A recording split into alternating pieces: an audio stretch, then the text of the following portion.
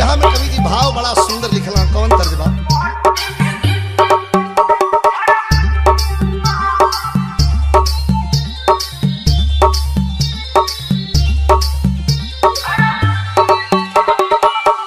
है विदेशिया का भाव बा मास्टर।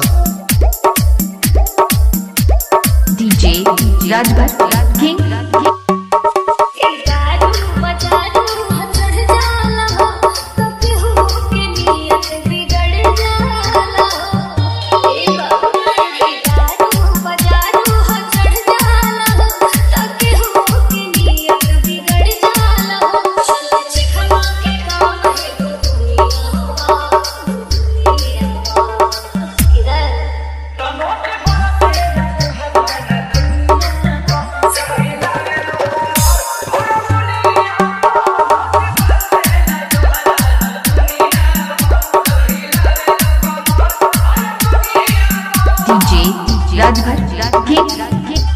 मुंडियार फूलपुर आजमगढ़, मुंडियार फूलपुर आजमगढ़, मुंडियार फूलपुर आजमगढ़। जरा गौर करें।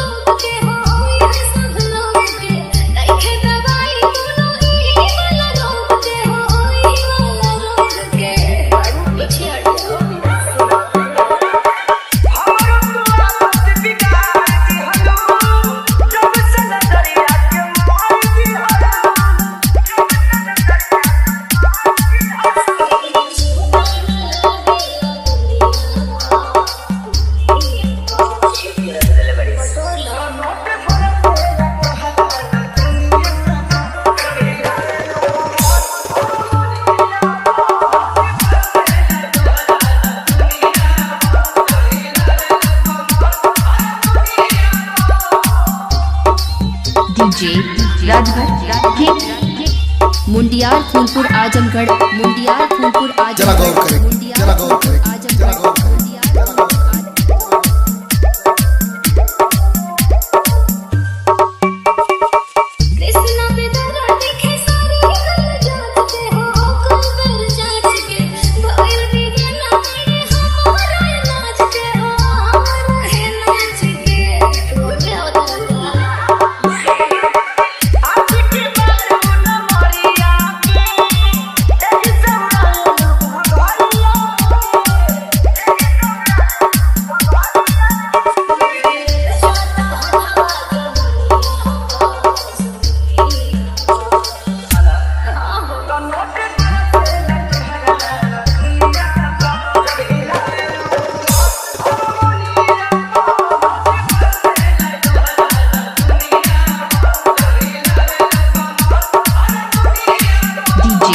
राजभर किंग।